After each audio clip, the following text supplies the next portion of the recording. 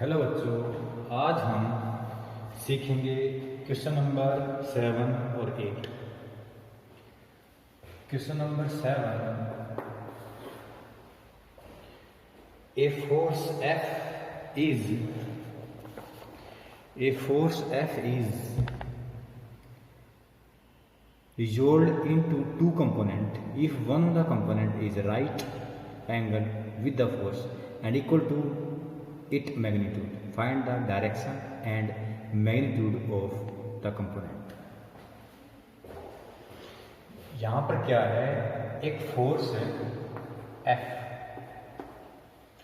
और उसके दो कंपोनेंट बनाए गए हैं। एक ऐसा कंपोनेंट है जो इस फोर्स F के साथ 90 डिग्री है, फर्स्ट कंपोनेंट, और इस फोर्स के साथ बराबर भी है F। अदर कंपोनेंट हमने फाइंड आउट कर लिया। अदर कंपोनेंट अल्फा एंगल बनाए हुए, दूसरा कंपोनेंट मान लिया Q, ये हमने फाइंड आउट किया। ये गिवन है कि एक फोर्स F है जो फर्स्ट कंपोनेंट के साथ 90 डिग्री एंगल बनाए हुए है। तो अपना फॉर्मूला होता है another component second component Q equal to component second.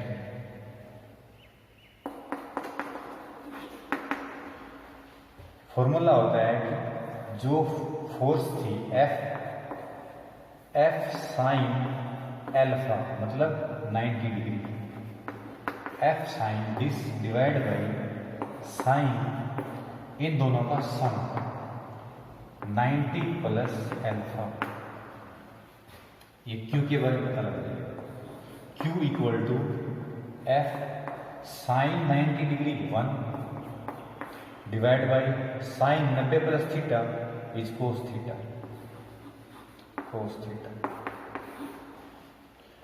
अब इसी प्रकार जो फर्स्ट कंपोनेंट है, first component equal to formula होता है first component equal to force जो भी है, फोर्स मल्टीप्लाई साइन दूसरा angle alpha divide by sine दोनों का सम 90 प्लस थीटा। तो आपके पास F इक्वल टू दिस, इसका मतलब हुआ कि F और F कैंसिल कर दो, यहां पर 1 बचेगा, इसकी हम लोग यहां पर कर दो तो यहां पर आ जाएगा sine 90 plus theta cos alpha equal to sine alpha, cos alpha equal to sine alpha. Cos alpha और साइन अल्फा कब इक्वल होते हैं? When alpha equal to 45 degree, alpha equal to 45 degree. इसका मतलब है ये 45 डिग्री एंगल है। इसका मतलब हुआ कि ये 45 डिग्री एंगल है, ये हमने फाइंड आउट करना। अब 45 डिग्री एंगल यहाँ पर रख देंगे, यहाँ पर रख देंगे 45 डिग्री एंगल, तो आपके पास Q की वैल्यू इस सेकंड कंपोनेंट का पता लग जाएगा। Second component equal to F divide by cos alpha, alpha means 45 degree, cos 45 degree, तो F divide by cos 45 1 by root two यहाँ पर आ जाएगा, तो Q इक्वल टू √2F, दूसरा answer. Next question,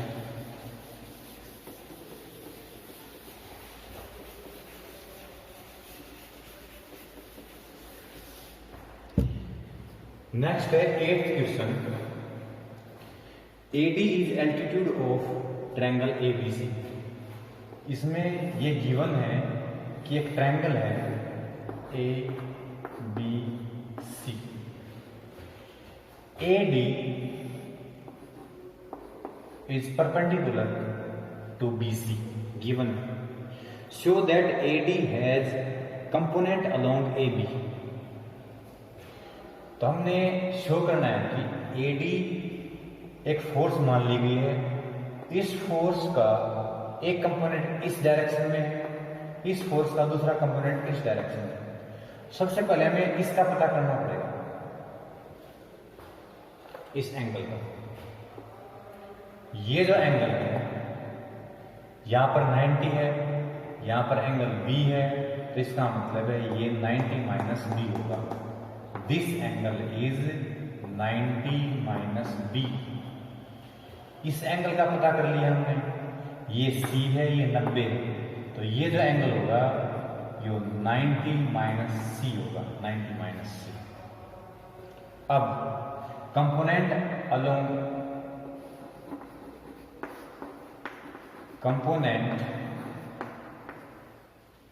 component of force AD force का component along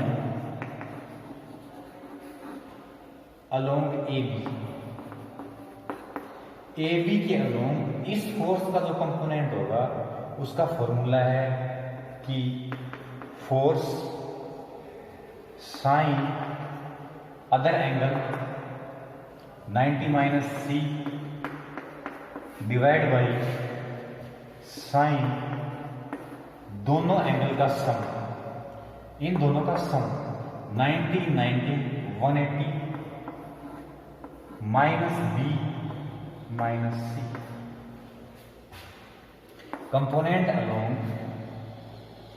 AB side, triangle की side है AB, उसके अलोंग हमने कंपोनेंट निकाल रहे हैं, तो लिख दिया AD sine 90 minus theta cos theta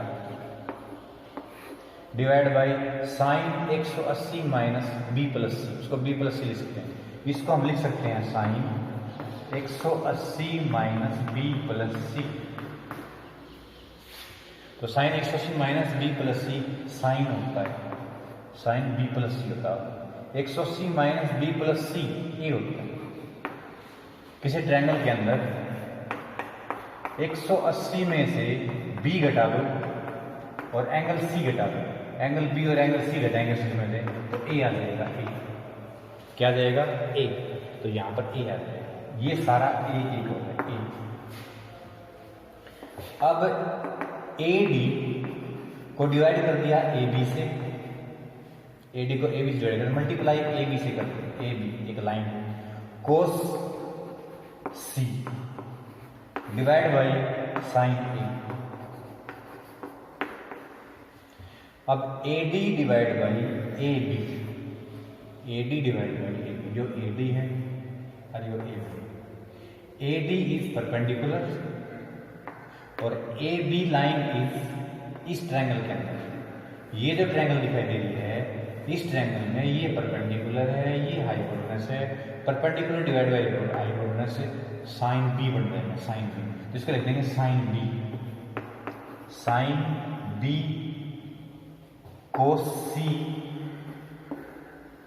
AB sine A, और ये AB line. Now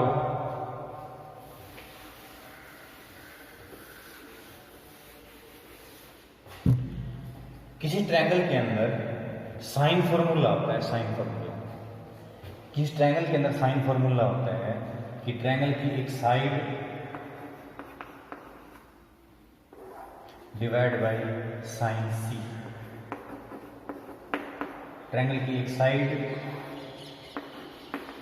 divide by sine B, triangle की तीसरी साइड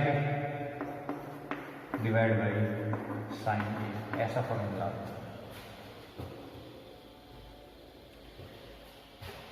C एंगल है, उसके सामने जो साइड होगी उसको हम C नाम रखते हैं, C मीटर या C सेंटीमीटर। साइन B के सामने जो साइड होगी उसको रखते हैं B मीटर, B सेंटीमीटर। और A एंगल है, उसके सामने जो साइड है उसको बोलते हैं A मीटर या A सेंटीमीटर। अब हमने साइन B बाई A पता करना है, sine B by sine A। तो sine B by sine A यहाँ से पता किया जा सकता है। साइन बी को वहाँ पर भेज दो, ए को यहाँ पर ले आओ, ए यहाँ पर आ जाएगा बी बाई ए, तो इसकी जो रेशो है बी बाई ए आ जाएगी। लिख देंगे कि sine B by sine A B divide by A, B divide by A. और कोस सी, कोसाइन फॉर्मूला होता है, कोसाइन फॉर्मूला 11वीं क्लास के अंदर ट्रिग्नोमेट्री के अंदर एक कोसाइन फॉर्मूला है। कोसाइन सी का मतलब है A square plus B square minus C square divide by 2ab। ये कोसाइन फॉर्मूला है। कोस सी इसके इक्वल होगा, cos C, A B as it is, B और बी साइड कैंसिल हो जाएंगे। आपके पास क्या बचा? आपके पास बचा A square plus B square minus C square divide by 2a square A B side. Answer यही हमने प्रूव करना था इसके अंदर। इसी प्रकार दूसरा भी प्रूव किया जा सकता है, ये वाला component of A D direction AC, AC की डायरेक्शन में दूसरा भी हम प्रूव कर सकते हैं, जो दूसरा सवाल के अंदर गिवन है।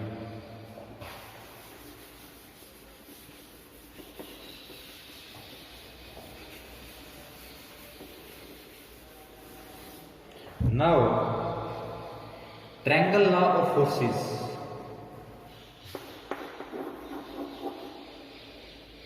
Triangle law of forces.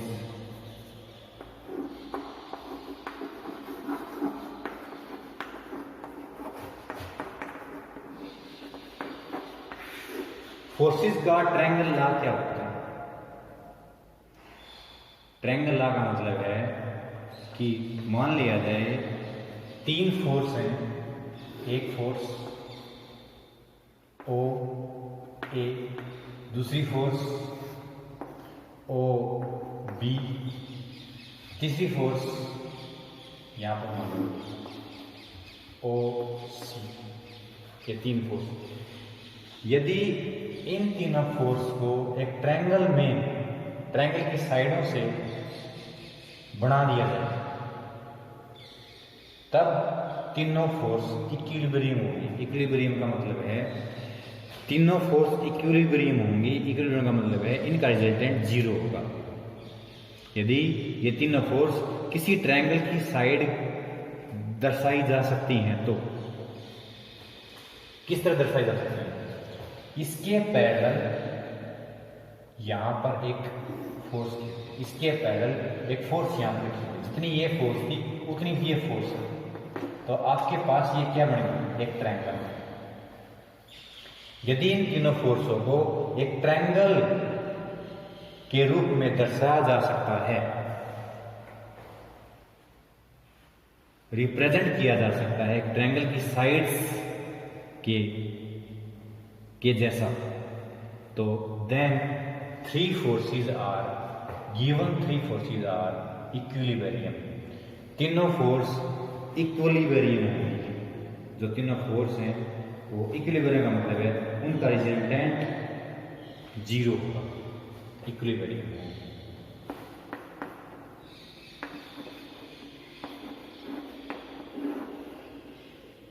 Equilibrium, equilibrium. ये तीनों फोर्स एक ट्रायंगल की साइड्स दर्शाई जा सकती हैं, रिप्रेजेंट की जा सकती हैं, तो ये तीनों फोर्स इक्विलिब्रियम, इनका रिजल्टेंट 0 होगा। ये कुछ भी काम नहीं कर। इसके बाद इसका कन्वर्स का मतलब है यदि 3 फोर्स इक्विलिब्रियम हैं तो वो पक्का ट्रायंगल की साइड रिप्रेजेंट कर सकती हैं, तो पक्का ट्रायंगल की साइड को रिप्रेजेंट करेंगी, ट्रायंगल की साइड की डायरेक्शन। एक थ्योरम है बहुत इंपॉर्टेंट, जिसको बोलते हैं lambda mu theorem. Lambda mu theorem, lambda mu theorem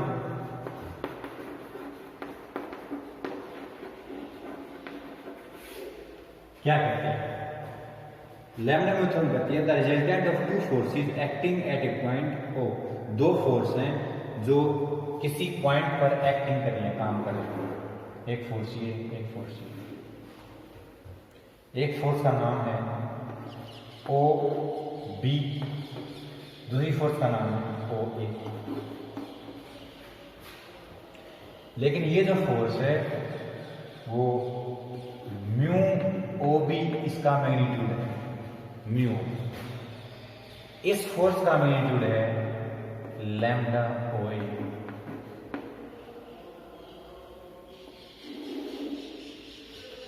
तब हमें प्रूव करना है कि इसका जो रिजल्टेंट होगा वो ए बी को किसी पॉइंट पर कट करेगा, सी पॉइंट पर, और जो रिजल्टेंट होगा O C, prove that O C resultant का मैग्नीट्यूड किसके बराबर होगा?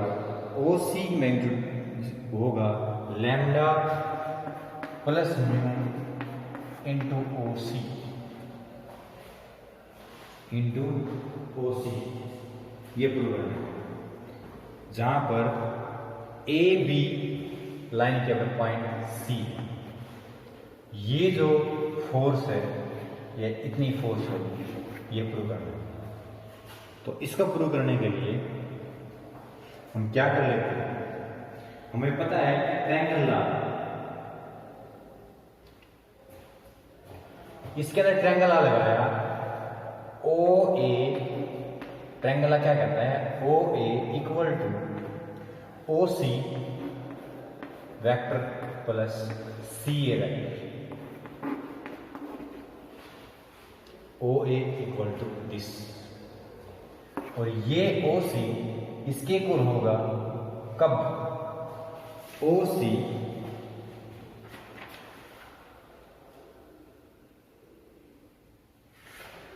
Resultant of two vector,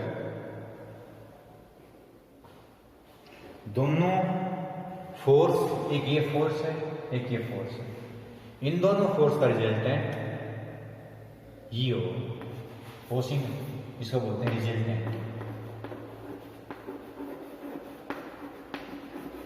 resultant of